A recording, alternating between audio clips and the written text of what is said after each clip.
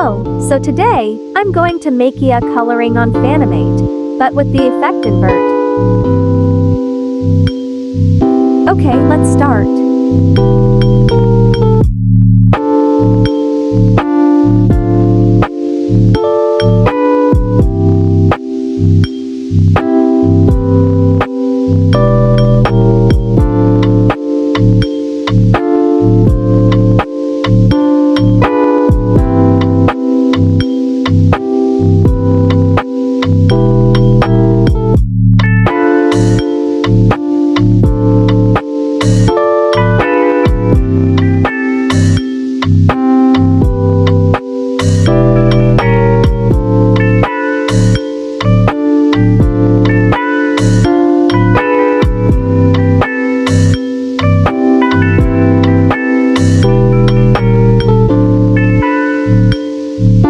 That was just an experiment. I'll do a coloring tutorial soon without using Pro. Bye, and thanks for watching.